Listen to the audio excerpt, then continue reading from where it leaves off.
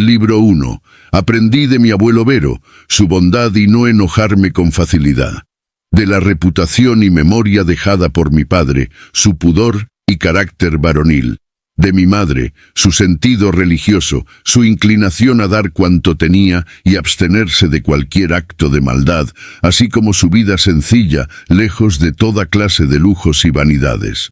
De mi bisabuelo, no haber frecuentado las escuelas públicas, pero no haber desdeñado la presencia en su casa de los mejores maestros y haberlos remunerado como se merecían sin reparar en gastos. De mi preceptor, no tomar partido en quejas públicas, la resistencia y frugalidad, el cuidado de no encomendar a otro el trabajo propio, de no empezar 100 asuntos a la vez y de no prestar oídos a los chismosos.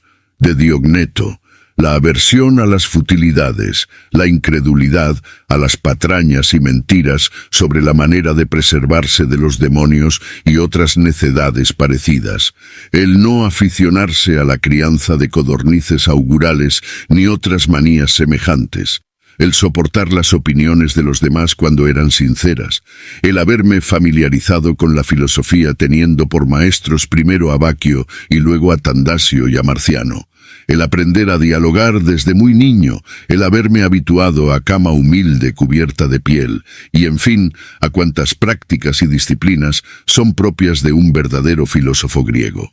De rústico, el haberme convencido de que era preciso controlar mi carácter y vigilarme muy atentamente, el no haber compuesto tratados retóricos y engañosos discursos destinados a convencer a los demás.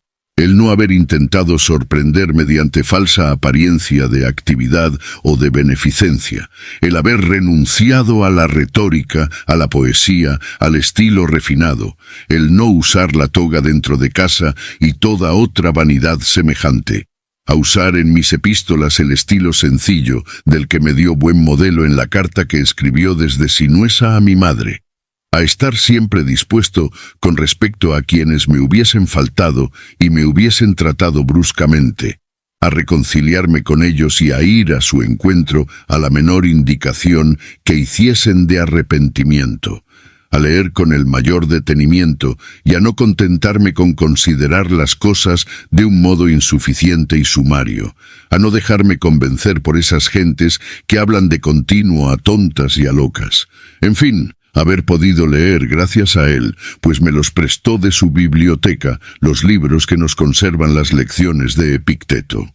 De Apolonio, la independencia, el decidirme a obrar sin vacilaciones y sin entregarme ciegamente en manos de la suerte, el no tener otro guía que la razón en todo instante, el ser siempre dueño de mí mismo, aun afligido por grandes dolores, por largas enfermedades o aún por la pérdida de un hijo, el haberme mostrado con su nobilísimo ejemplo que la mayor energía y la más grande dulzura de carácter pueden aliarse perfectamente, el haber aprendido a ser paciente como él lo era en todas sus explicaciones, el haberme enseñado con su ejemplo vivo y sencillo, pues era hombre tan modesto que en muy poco tenía aquella habilidad y experiencia con que participaba a los demás sus doctrinas.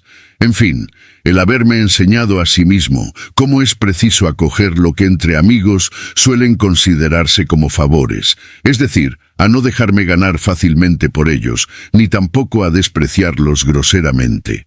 De sexto, la benevolencia y el ejemplo de una familia patriarcal.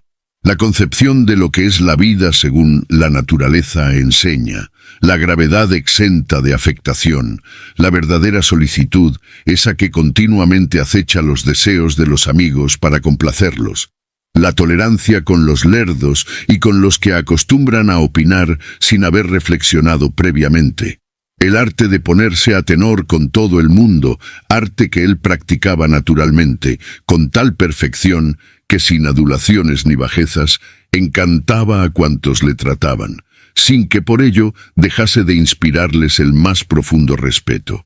Su habilidad en descubrir con absoluta precisión el mejor modo de ordenar aquellos principios por los que es preciso regular la vida, el no haber manifestado jamás cólera ni sombra de toda otra pasión indigna. Muy por el contrario, evidenciar siempre un carácter tan tranquilo como afectuoso, En fin, su habilidad para hablar discretamente y para hacer gala, sin la menor pedantería, de sus vastos conocimientos. De Alejandro el Gramático, no criticar a nadie, no irritarse ni mirar con desprecio a los que no hablan con la propiedad debida, muy al contrario, enseñarles dulcemente, manifestando con suavidad y sin reproche la palabra verdadera, envolviéndola en una respuesta discreta o entablando una discusión en común relativa al fondo de la cuestión, no sobre la forma, para herir menos, o por cualquier otro medio de sugestión directa no menos apropiado. De frontón, haber observado a qué grado de envidia, de disimulo y duplicidad llegaron los tiranos, y cómo casi siempre esas gentes que llamamos los patricios son incapaces de verdadero afecto para los demás. De Alejandro el Platónico, a no alegar con demasiada frecuencia ni sin necesidad, bien de palabra, bien por escrito, exceso de ocupaciones, a no eludir con demasiada persistencia los deberes que imponen las relaciones sociales, pretextando estar abrumado por los trabajos. De Cátulo, a no despreciar las quejas de los amigos, ni aun siendo infundadas. Por el contrario, a tratar de sacarles de su error y de afirmar nuevamente las relaciones cordiales. A no decir sino bien de quienes nos enseñan, como hacían Dionisio y Atenodoro, que siempre que hablaban de sus maestros lo hacían con el mayor respeto.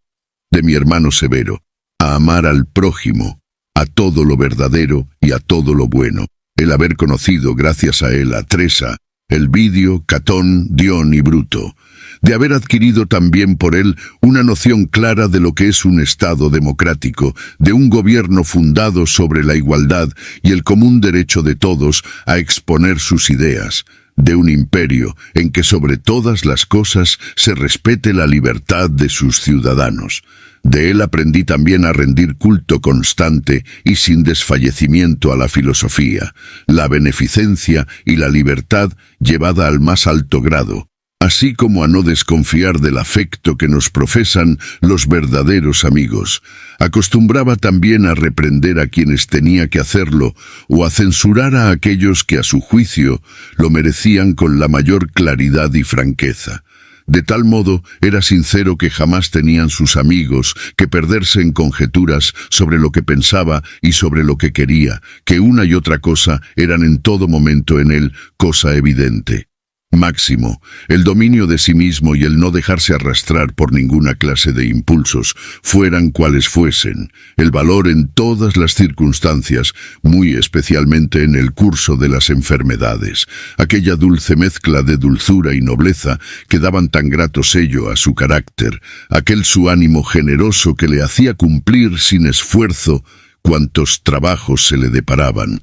La confianza que sabía inspirar de que su pensamiento y su palabra eran una sola y única cosa, y de que cuanto hacía era movido por la buena intención, el no asustarse ni asombrarse jamás, la falta de precipitación, de lentitud, de abatimiento, de temor, de cólera y de desconfianza, el prodigar el bien, la facilidad en el perdonar, la lealtad, el dar la idea siempre de un hombre justo y sincero, sin doblez.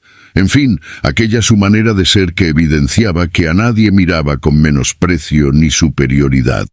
De mi padre, la mansedumbre, pero también la firmeza inquebrantable en sus decisiones, una vez adoptadas tras madura reflexión. La indiferencia a esa vanagloria, compañera engañosa de los no menos engañosos honores, el amor y la perseverancia en el trabajo, la atención con que escuchaba a cuantos eran capaces de hacer algo útil al bien público, el otorgar franca e inflexiblemente a cada uno lo que le era debido por sus méritos, la habilidad en el conocer cuándo era preciso sostener un esfuerzo y cuándo detenerse, el haber renunciado a los amores de los adolescentes, la sociabilidad, el dejar en la mayor libertad a sus amigos, no exigiéndoles que se sentasen en contra de su voluntad a su mesa, ni que por obligación le acompañasen en sus viajes. Por el contrario, estos siempre le encontraban el mismo cuando, obligados por la necesidad, habían tenido que separarse de él el tiempo que fuese. aquel minucioso cuidado que tomaba siempre en examinar por sí mismo los asuntos que tenía en Lanubio, entre ellos al recaudador de tributos de Túsculo, que solía pedírselo, y siempre obraba igual. Jamás se le vio airado, violento ni enfadado. Jamás se empeñaba en trabajos sin calcular. Al contrario, sus planes y propósitos estaban siempre tan bien pensados, tan sensata y acertadamente ordenados y dispuestos, tan perfectamente dirigidos, que parecían más placer que obligaciones. Hubiera podido decirse de él, como de Sócrates, que sabía igualmente privarse del gozo de esos bienes, cuya falta hace a la mayor parte de los hombres caer en la tristeza y su disfrute en los excesos. Igualmente su valor, su resistencia y su templanza en goces y privaciones, prueba palpable de su alma equilibrada e invencible, quedó bien patente durante la enfermedad que le ocasionó la muerte.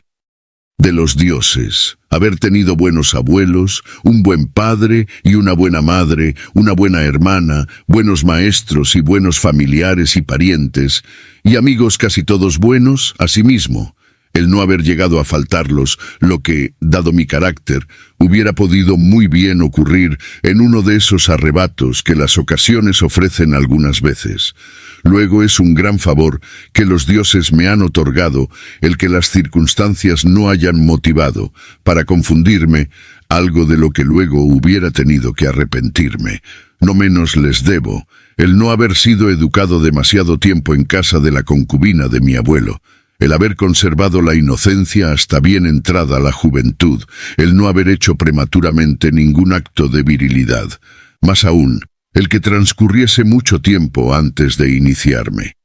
El haber sido subordinado a un príncipe, mi padre, que debía con sus sanos ejemplos y consejos evitarme toda vanidad y ayudarme a comprender que se puede vivir perfectamente en sociedad sin necesidad de guardias, de trajes lujosos, de lampadarios, de estatuas y de otras cosas parecidas usadas solo para aparentar. Es decir, a darme cuenta de que un príncipe puede reducir sus vanidades hasta el punto de llegar a no sobrepasar las de un particular, sin que por ello desprecie ni humille su rango, ni descuide los deberes que debe ejercitar como soberano y los derechos que puede exigir por ello mismo en nombre del Estado. El haber tenido un hermano como el que tuve, capaz por su carácter de inducirme a tener mucho cuidado de mí mismo, sin dejar por ello de encantarme por su gran afecto y consideraciones hacia mí. El no haber tenido hijos torpes ni contrahechos, el no haberme aficionado excesivamente a la retórica, a la poesía y a otros estudios que me hubieran movido a dedicarme a ellos totalmente, de haber observado que pudiera hacer en ellos progresos. El haberme anticipado a los deseos de mis maestros colocándolos en las dignidades que me parecían ambicionar, sin dilatar el cumplimiento de sus deseos, ni pretender que, puesto que aún eran jóvenes, más tarde podría realizar sus aspiraciones, el haber conocido a Apolonio, a Rústico y a Máximo, el haber comprendido muchas veces y con toda claridad lo que es la vida conforme a la naturaleza, de tal modo que el que no viviese de acuerdo con ella no dependería en modo alguno de los dioses, de sus comunicaciones, inspiraciones y ayudas, sino de mi propia culpa por no tener en cuenta precisamente sus advertencias, es decir, sus lecciones, la resistencia extraordinaria de mi cuerpo, no obstante mi trabajosa vida, el no haber tocado a Benedicta ni a Teodoto, el haberme curado pronto y sin dolor más tarde, cuando el amor me hizo su víctima,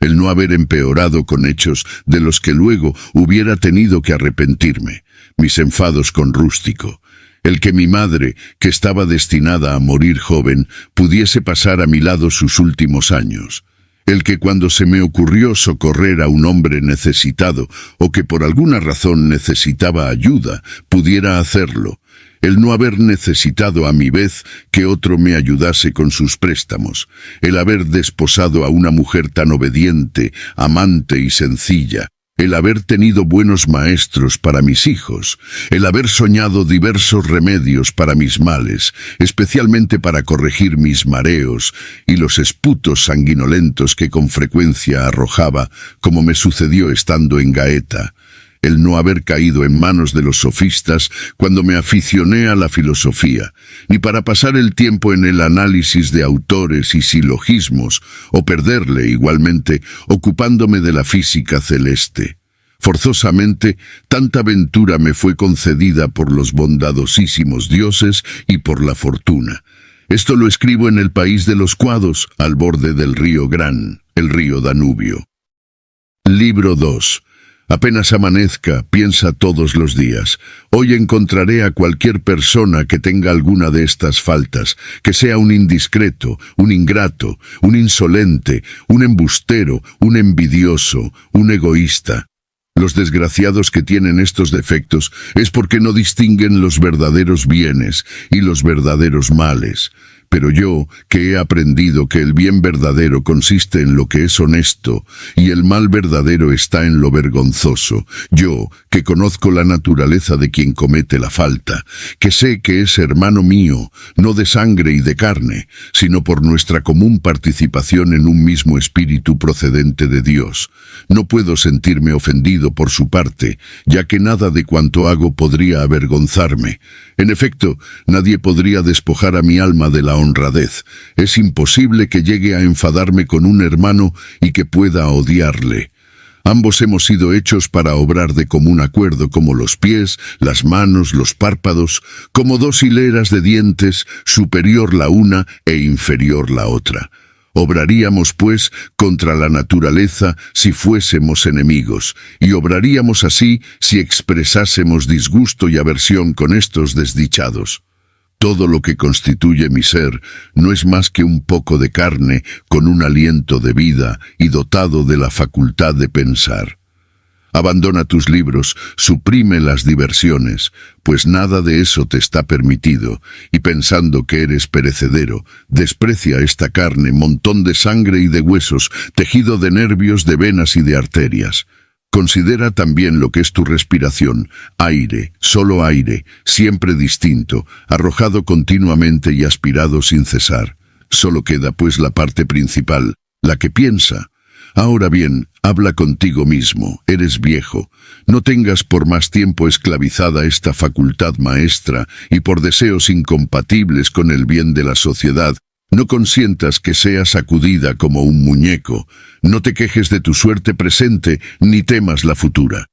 Las obras de los dioses están ya previstas. Las de la fortuna dependen de la naturaleza, que es enlace y encadenamiento de las causas que rige la providencia. Esta es, pues, el origen de todo, y todo lo que ocurre es necesario por cuanto contribuye al orden perfecto de este universo en el cual estás. Todo lo que entra en los planes de la naturaleza y que tiende a conservarla en buen estado es bueno para cada una de sus partes integrantes. Luego, la buena marcha del mundo depende tanto de las múltiples variaciones de los elementos como del cambio de los seres que lo constituyen. Ten presente esto, para que estas verdades te sirvan de norma. Abandona esos libros que con todo interés estudias. Mira que vas a maldecir la muerte algún día, en vez de recibirla con alma tranquila y bendiciendo a los dioses de todo corazón. Piensa cuánto tiempo hace que estás dejando para otro día esas ocupaciones tan importantes y cuántas veces has desperdiciado las ocasiones que te ha ofrecido la providencia.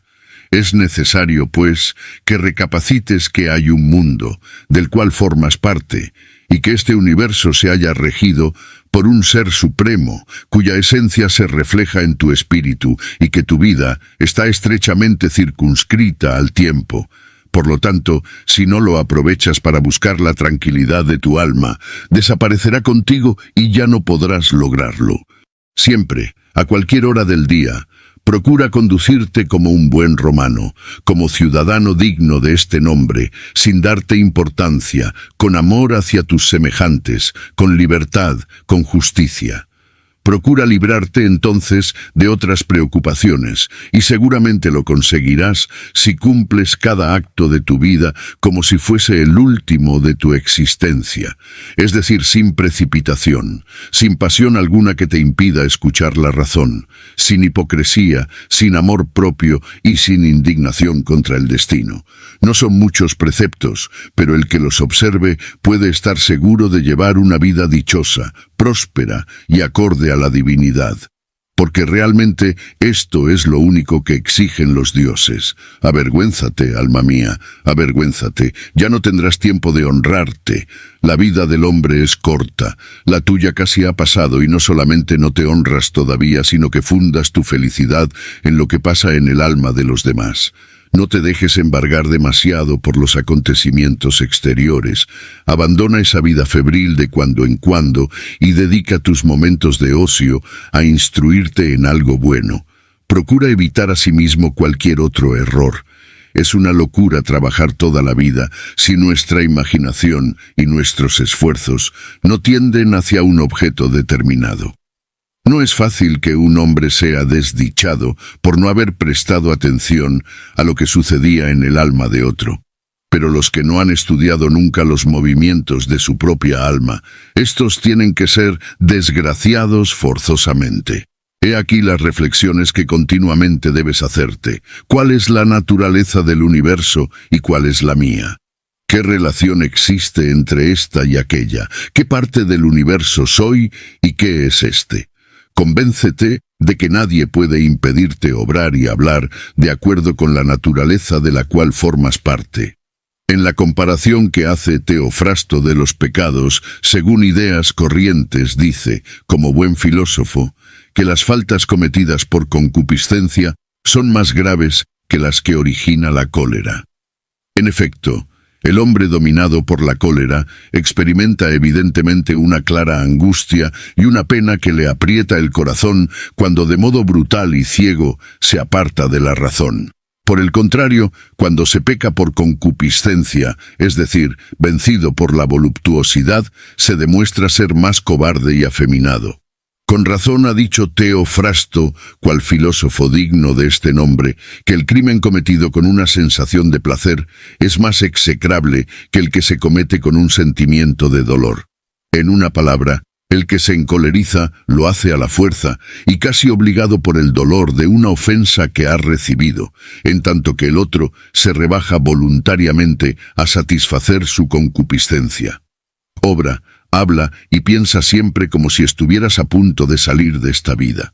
Desaparecer de entre los hombres no es, en verdad, terrible. Si existen dioses, porque éstos no querrían hacerte de nuevo desgraciado. Y, por el contrario, si no existen, o si no se preocupan de las cosas terrenales, ¿para qué vivir en un mundo sin dioses ni providencia? Pero sí, hay dioses que se cuidan de las cosas humanas y que han dado al hombre todo lo que necesita para que no caiga en el mal irremediablemente.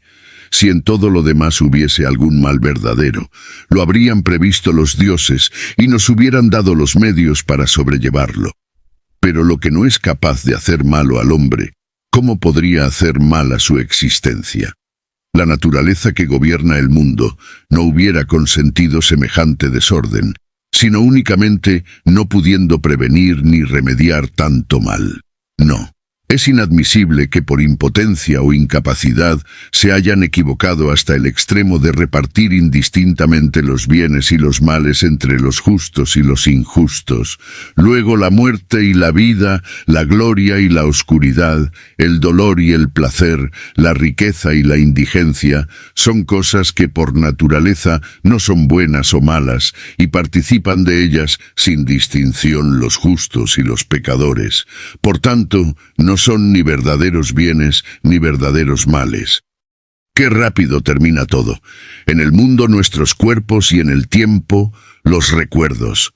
Del mismo modo se desvanecen todas las cosas que distraen nuestros sentidos y más aún las que nos atraen con el placer, nos aterrorizan por el dolor o adulan nuestra vanidad, qué frívolo y despreciable nos parece todo esto a la luz de la razón. ¿Qué son esos hombres cuyas opiniones y favores dispensan la gloria? ¿Qué es la muerte?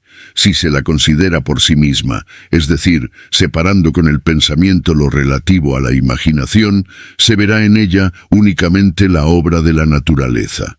Luego sería pueril atemorizarse por algo natural. ¿Qué digo? No es solamente la obra de la naturaleza, sino algo sumamente útil. Lo esencial es saber qué tiene el hombre de Dios, cuál de sus partes y cómo está dispuesta esta parte. No hay nada tan digno de compasión como el hombre que va de izquierda a derecha, que escudriña, como dice el poeta, hasta las entrañas de la tierra y que intenta adivinar lo que sucede en los demás sin darse cuenta de que sería suficiente para su felicidad ser constante con el alma que reside en sí mismo si le consagrara sincera devoción. Esta devoción consiste en preservar a su alma de las pasiones, de la irreflexión, de toda la vanidad y la impaciencia para todo lo que proviene de los dioses y de los hombres, porque lo que proviene de los dioses es respetable por su virtud y supremacía, y lo que proviene de los hombres lo es también y debe sernos querido, puesto que son hermanos nuestros. Algunas veces, no obstante, debemos tener cierta compasión de estos últimos, por la ignorancia en que se hallan de los verdaderos bienes y de los verdaderos males. Este defecto es tan perdonable como la debilidad de un ciego que no puede distinguir lo blanco de lo negro. Aunque vivieses 3 o 30.000 años, no olvides jamás que nadie pierde más vida que la que tiene, ni goza de otra vida distinta de la que pierde. Así pues, la vida más larga y la más corta vienen a ser lo mismo.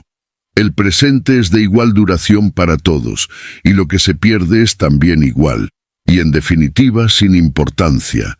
En cambio, no podríamos perder ni el pasado ni lo venidero, porque ¿acaso se le puede arrebatar a uno lo que no tiene? Acuérdate de estas dos verdades. La una, que todo exteriormente es de idéntico aspecto, que pasa por los mismos ciclos y que es indiferente ver el mismo espectáculo durante un siglo o dos que por toda la eternidad. La otra, que el que muere muy joven pierde igual que otro que ha vivido muchos años. Ambos pierden solo el instante presente, que es el único que poseen, puesto que no podrían perder lo que no tienen. Las palabras atribuidas al cínico Mónimo, todo es opinión, son evidentes, sobre todo por el provecho que se puede sacar de ellas, si se toma únicamente lo que contienen de verdadero. El alma del hombre se deshonra a sí misma. Primero, cuando produce en la sociedad los mismos efectos que un tumor en el cuerpo humano, es decir, que se vuelve una partícula molesta en el organismo de la naturaleza. En efecto, enfadarse contra los acontecimientos es como una deserción respecto a la naturaleza, de la que forman parte las naturalezas de los demás seres que la integran. Y en segundo lugar, cuando tiene odio a otro individuo o lo maltrata, como sucede cuando se encoleriza. También se deshonra cuando se deja vencer por el placer o el dolor, cuando emplea la hipocresía, el disimulo y la mentira en sus actos o palabras, y finalmente cuando no dirige hacia un objeto determinado su conducta y sus esfuerzos, haciendo todo sin cuidado ni orden, siendo así que hasta las cosas más insignificantes deben conducir al mismo fin. Luego el fin de los seres racionales está en vivir conforme a la razón y a las leyes del universo, que es el gobierno más antiguo y el mejor legislador. ¿Cuál es la duración de la vida del hombre? Un punto en el espacio, la sustancia variable, las sensaciones oscuras. ¿Qué es el cuerpo? Futura putrefacción. Su alma, un torbellino, su destino, enigma, su reputación, dudosa. En una palabra, todo lo que proviene de su cuerpo es como el agua de un torrente, y lo que dimana de su alma como un sueño, como el humo. Su vida es un combate perpetuo, un destierro en suelo extranjero. Su fama después de la muerte, un olvido absoluto. ¿Qué es, pues, lo único que puede guiarnos en este mundo? Una sola y única cosa. La filosofía. Esta consiste en velar por el genio que reside en nuestro interior, de suerte que no reciba ni afrenta ni heridas, que no se deje arrastrar por los placeres ni por los dolores, que no haga nada a la aventura, que no emplee los embustes ni la hipocresía, que no cuente nunca con lo que otro haga o deje de hacer, que acepte todo lo que suceda o que le corresponda como procedente de su mismo origen y, en fin, que aguarde la muerte con paciencia y no viendo en ella sino la disolución de los elementos que constituyen el organismo de todo ser viviente. Si estos elementos no sufren daño alguno al transformarse perpetuamente de un estado a otro, ¿por qué ha de inspirar la muerte desconfianza y temor? Todo se halla regido por la naturaleza, luego no hay peligro alguno. Esto ha sido escrito en Carnuta. Gracias por mirar este video, te agradezco infinitamente que le des like, suscríbete y comparte con tus amigos, de verdad que me ayudas mucho y no te cuesta nada.